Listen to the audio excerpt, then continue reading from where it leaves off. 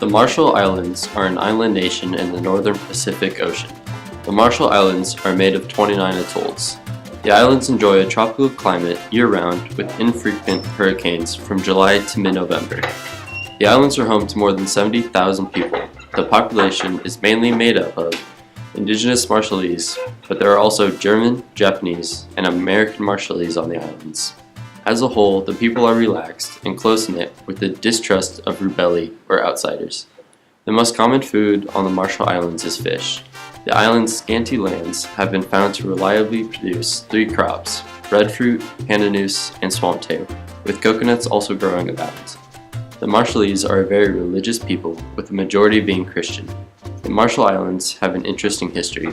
The islands of Bikini and Eniwetok were used for nuclear tests during World War II, and the Kwajalein Atoll was a major battleground during World War II, with evidence of the fighting still there today. A very popular recreational activity is fishing. They also enjoy freediving. The Marshallese are very talented people, especially in the fields of singing and dancing.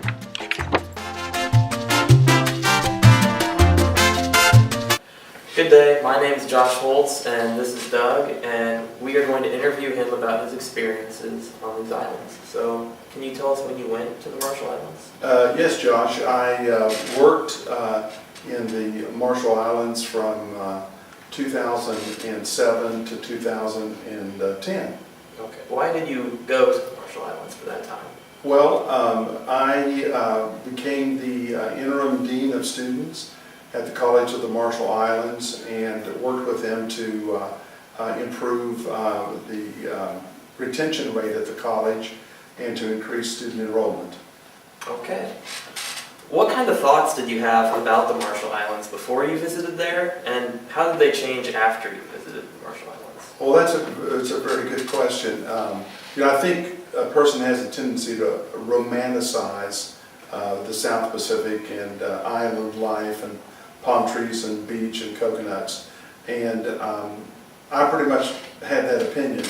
And so when I went to the Marshall Islands, I found out that they're really atolls, which means it's land that's been built up over coral deposits as opposed to volcanic.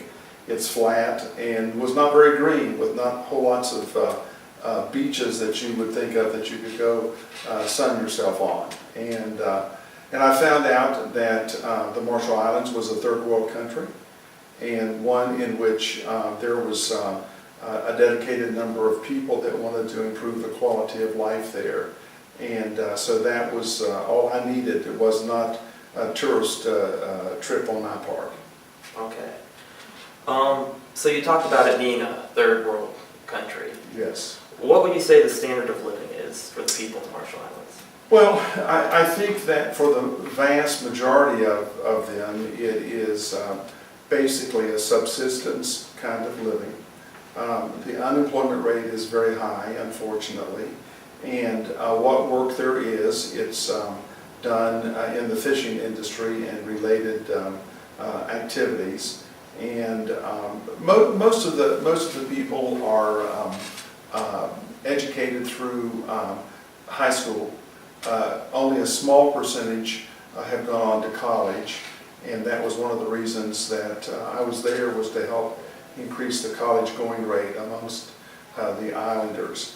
And their standard of housing was not good. Lots of people lived in what you and I would know as cargo containers with doors and windows cut out, but also a number of in the outer islands. I spent the majority of my time on the capital island called Majuro, and the rest of the islands are a little more primitive. Many of them, if not 2/3 of them, have small populations with no electricity.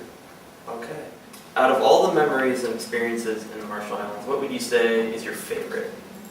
Working with students who knew that education was the key to their success of improving the quality of life for the Marshallese people and their ticket to possibly moving on out off island. All right. Thank you very much for this interview. Thank you, sir. Appreciate it. Bye-bye.